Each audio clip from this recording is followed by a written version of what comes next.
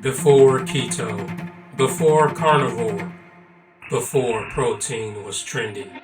In the 1800s, an American doctor prescribed this meal 3 times a day. And today, we're making it with gravy.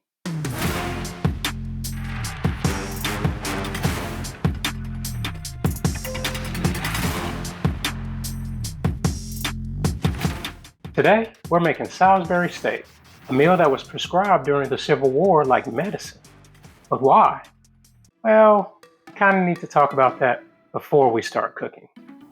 See, during the American Civil War, soldiers were facing some serious digestive issues, especially chronic diarrhea. What did you say?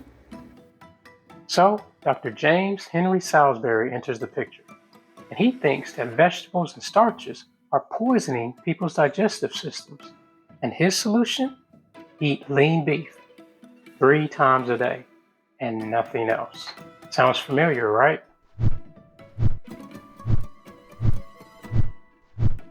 The original recipe was simple.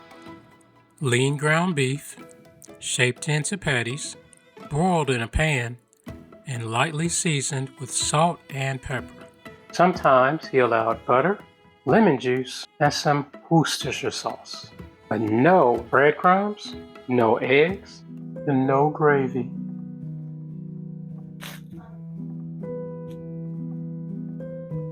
Although there's nothing wrong with simplicity in your food, there's definitely nothing wrong with enjoying your food. So let's soup this up a little bit with a recipe from I Wash You Dry, and it's their 30-minute Salisbury steak recipe. And here's what you're going to need to make that. 1 pound of ground beef, 1/3 cup of Italian breadcrumbs, 1 tablespoon of ketchup, 1 tablespoon of Worcestershire sauce, 1 large egg, and your seasonings.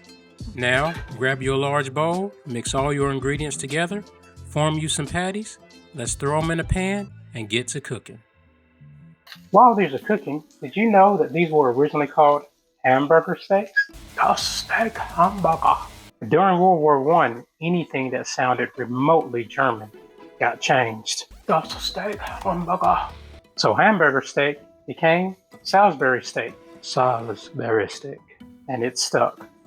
By 1904, it was in the U.S. Navy cookbook and became chow hall food in the military. And next, it became a popular diner meal. And when people realized how easily it could be reheated and still taste good, it became a TV dinner meal. And in the right loving hands, a comfort food classic.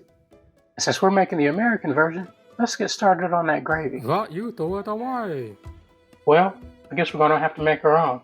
Here's what you're going to need to do that. 1 tablespoon of olive oil, 2 tablespoons of butter, 1/2 of a medium onion sliced, 1 teaspoon of minced garlic, 8 ounces of sliced brown mushrooms, 3 tablespoons of all-purpose flour, 1 3/4 cups of beef broth, and 2 teaspoons of Worcestershire sauce. Now I'm going to be honest with you. Cooking this gravy was supposed to be simple, but it was not as easy as I thought it was going to be. You had to do a lot of waiting and stirring to get it to the consistency that I wanted to get it to. But I'm going to tell you, after that little bit of hard work, it was definitely worth it. And when you got done with it, all you had to do was take your patties, stick them back in the gravy, and let them soak in all of that goodness. You know, seems like we're missing something. Look out! Oh yeah, you gotta have potatoes with Salisbury steak. Already got that covered though. Let's go ahead and melt that butter, warm up our milk, and we'll be ready for everything. And I got a new gadget I'm gonna try out. See what it does. Still got 7 minutes before the meat is done. So Pito, interesting name. My new gadget, the potato ricer, is a game changer, and I wanted to know why. Well, I learned that they've actually been around since the late 1800s, when home kitchens began to become more modernized, and they simply began to have more time to focus on the quality and taste of their food. You see how the potato is being forced through those tiny little holes? Kind of like a giant garlic press? Instead of just smashing and mashing the potatoes, This device gently separates them into tiny, fluffy pieces, and now the starches aren't overworked. So, I use the same potatoes, the same butter, and the same milk. The only difference was my tool. I found out that texture isn't always about ingredients. Sometimes it's simply about technique. Now, let's check out our meal and make a plate.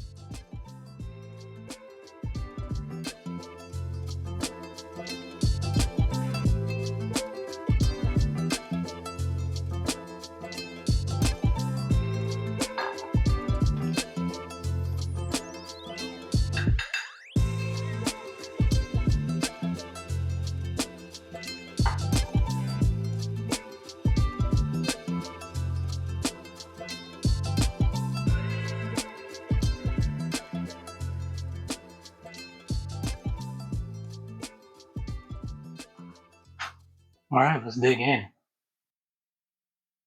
Oh, yeah. That is breaking apart perfectly.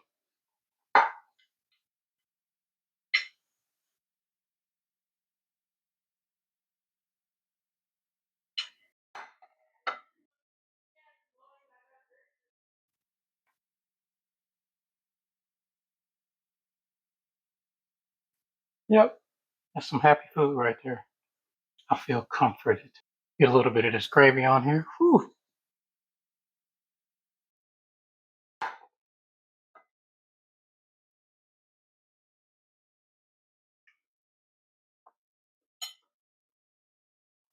Hmm. This might be the best meal I've made since I've started my YouTube channel. So, is it good? Oh, yeah. Is it thrifty? Man. Check out these prices. You can't go wrong making this Salisbury steak, especially with the gravy. It is definitely worth the effort. And I'm also sure that once you make it a couple of times, it gets pretty easy. Let me know what you think, and feel free to send me a recipe to try. Till next time.